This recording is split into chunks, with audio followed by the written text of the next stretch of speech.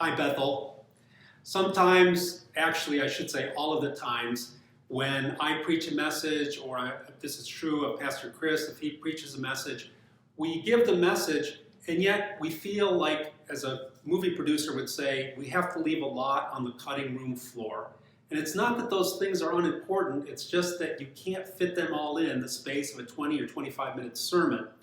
And so Chris and I have decided that we wanted to produce these occasional videos just to give background for some of these sermon series that we are doing. And currently, we are going to be beginning the series called Roots, the Transforming Power of the Gospel. And it's based on the book of Romans, chapters 1 through, about halfway through chapter 5. And I just want to tell you some of the things that I won't have the time to say on the pulpit this Sunday or in the subsequent Sundays. Now, the book of Romans was written to the Romans. It was written to the Christians in Rome. This church had become a very flourishing population of people in the capital city. And Paul says they had become famous throughout the whole world, by which he means all of the churches were hearing this great news that the capital city has a collection of Christians in it. We don't know how they got their start. Maybe Christians after the day of Pentecost who were there from Rome brought the gospel back. We're not exactly sure. Interestingly, Paul had never actually visited the city of Rome, but he's writing to them because he has a goal of bringing the gospel all the way to the far ends of the Western Empire, to Spain.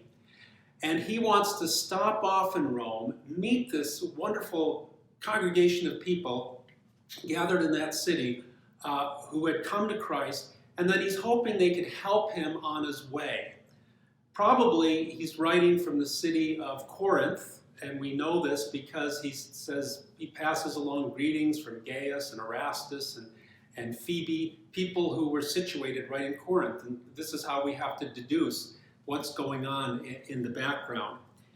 Now, one thing we should know is that when Paul writes to the Christians in Rome, we shouldn't imagine that it's a congregation like Bethel, like we're all kind of gathered in one place. But it would be a collection of house churches scattered throughout the city. So when Paul finally gets there, he will be going from house to house, talking to different people. Maybe they'll have larger gatherings. And this letter of his will probably be circulated around the city and read in the various locations in that way. Now, who is the book written to? The book is written to Jews and Gentiles.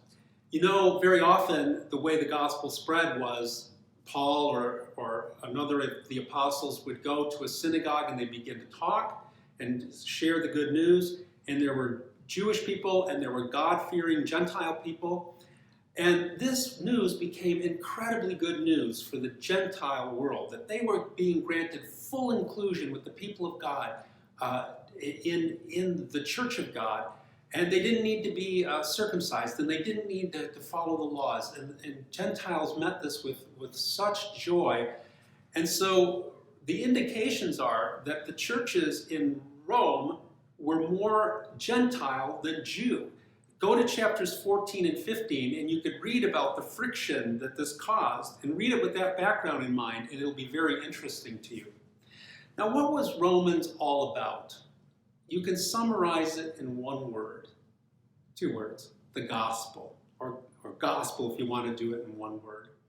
And verses 16 and 17, which I will be preaching on this week, and Pastor Chris will be preaching on the week after that, we think it's so important that we want to dedicate 2 sermons to it. It states the theme.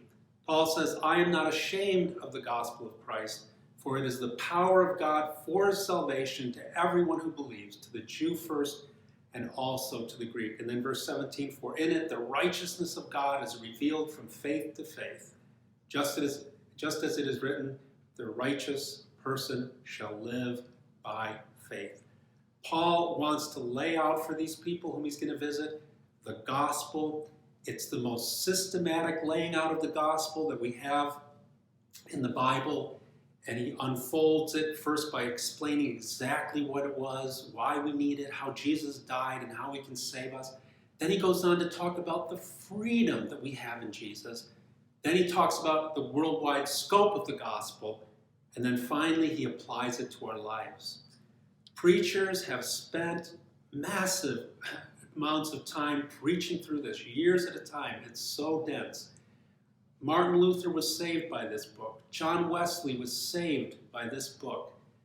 And we're hoping you will enjoy it. We won't be doing all of it, just those first 4.5 chapters, because it's just rich enough to spend 8 Sundays on. I hope this helps you in your enjoyment of the series. Have a wonderful day.